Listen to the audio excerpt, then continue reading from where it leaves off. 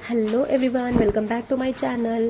कसे आहात तुम्ही? मस्त आहात ना? मस्तच राहा. तर आज आमचा सकाळचा जो रुटीन आहे तो मी तुमच्याबरोबर थोडासा शेअर करणार आहे. आज आमच्याकडे होणार होते छान असे ढोकळे, आणि मी काय याचं स्पेशल पीठ असं बनवून आणत नाही. मी जो इन्स्टंट ढोकळा पावडर मिळतो ना, तोच जो आहे ते मी आणतो आम्ही, आणि त्याचाच ढोकळा आम्ही बनवतो. त्याचा ढोकळासुद्धा भरपूर छान होतो आणि खूप छान असा टेस्टला पण लागतो. तर मस्त आम्ही आहेत ना आज इथं मुलींना नाश्त्याला वगैरे हेच देणार होते, आणि टिफिनला सुद्धा हेच होतं. मुलींना शाळेत सोडून आले आणि त्यानंतर थोडंसं आहे ना शांत बसून आहे ना टी व्ही पाहू म्हटलं, आणि त्यामध्ये पण मी आहे ना माझा जो फेवरेट प्रोग्राम आहे ना तो पाहत आहे, लाफ्टर शेफ अनलिमिटेड एंटरटेनमेंट. कारण मला तो खूप आवडतो, कारण त्याच्यामध्ये खूप अशी छान कॉमेडी असते, आणि मला स्पेशल त्यामध्ये कॉमेडी आवडते ती म्हणजे सुदेशजी आणि नियाची. त्यामध्ये ते जोडी मला भरपूर आवडते, आणि त्यांच्यासाठी स्पेशल मी ते जे आहे ना ते पाहते. आणि आज घर अचानकच खूप शांत झालं, कारण 3 दिवसापासून मुली घरी होत्या आणि घरामध्ये आमच्या शांतता म्हणून नव्हती. तर आज एकदमच घर असं सुनं झालं. आता बोर पण भरपूर होत आहे. मी म्हटलं थोडा वेळ एंटरटेनमेंट करून घेऊ आणि मग आपल्या कामांना सुरू करू. आणि घरामध्ये मुली घरी असल्यामुळे ना घरामध्ये या दोघांची जी कॉमेडी आहे ना ही अनबिटेबल आहे. मीन्स यांना कोणी तर टक्करच देऊ शकत नाही, कारण इतकं कॉमेडी करतात आणि इतकं हसणं येतं ना मला यांच्यावर.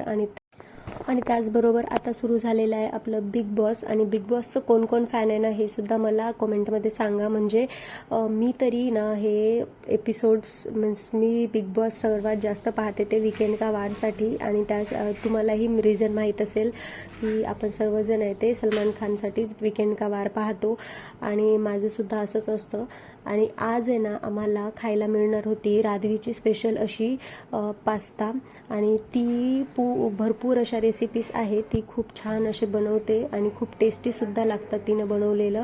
आणि हो, मला माहिती आहे की लहान मुलांना किचनमध्ये जाऊ नाही द्यायला पाहिजे, आणि असं गॅसजवळ तर बिलकुल नाही पाठवायला पाहिजे. पण ती आहे ना पहिलेपासूनच गॅसजवळ लुडबुड करते, आणि ती खूप छान छान असे टेस्टी रेसिपीजसुद्धा बनवते, आणि ती खूप केअरफुली पूर्ण गोष्टी मॅनेज करते, आणि तिथं गाईडन्स देण्यासाठी मी सुद्धा असते. आणि मुलींना सर्वात जास्त आतुरता असते ते पप्पांच्या रिॲक्शनची, आणि हिचंसुद्धा असंच झालं होतं. ही सुद्धा वाट पाहत होती की पप्पांना कधी देऊ आणि पप्पांचं रिॲक्शन कधी घेऊ. तर ह्यांनी जेव्हा हिला हे रिॲक्शन दिलं ना खूप छान झालं, तेव्हा तिने लगेच स्टार्ट केली त्यांना रेसिपी सांगायला. आता मुलींचं तरी असतं, तर ही असंच करते. आणि त्यानंतर दुपारी आहे ना हिच्या काकांनी आणलं होतं छान असं चायनीज फूड. सो ते सुद्धा आहे ना इथं एन्जॉय करणं चालू होतं. आता हिला आहे ना काही येत नाही बरं का, पण हिला करायचं मात्र सर्वच असतं. आता हिला वेट पण होत नाही की कोणी काढून देईल आणि आपण खाऊन घेऊ, असं तिला वेटसुद्धा होत नाही. ती आहे ना आपल्यातच गुंग असते, आणि ती आपलंच काढून नाही का ट्राय करण्यामध्ये मग्न झालेली असते. आता लेकरं तर असंच करणार मलाही माहिती आहे, पण तिला वेटसुद्धा होत नाही, आणि ती असंही नाही म्हणत की मला कोणीतरी काढून द्या. ती तिच्यातच चालू असते, आणि होईल तेवढं तरी ट्राय करते की मी काढू आणि मी माझं वाढून घेऊ. आता ही खूप जिद्दी आहे, आणि कधी कधी असं हिचं जिद्दी पण क्यूट पण वाटतं, पण कधी कधी आहे ना खूप त्रासदायक पण वाटतं, कारण ती कधी कधी आहे ना खूप जास्त मेस पण करते. आता आहे ना आमचं छान असं हे एन्जॉय करणं चालू होतं. असं काही जेव्हा जंक फूड आणतो ना तेव्हा मुली मन लावून खातात बरं का, आणि तेच जेवणाची वेळ आली ना की त्यांना आहे ना एक घंटासुद्धा जातो, पण ते काही संपवत नसतात. तर असं आता प्रत्येकाचेच लेकरं असेच करत असतील मे बी. सो माझ्या घरात तरी असंच चालतं, जंक फूडसाठी ऑलवेज रेडी असतात आणि जेवणासाठी कधीच नाही.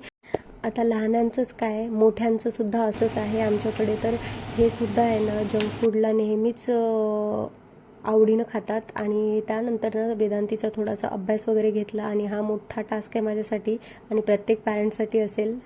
So that's it for today. So like, share and subscribe my channel. Bye.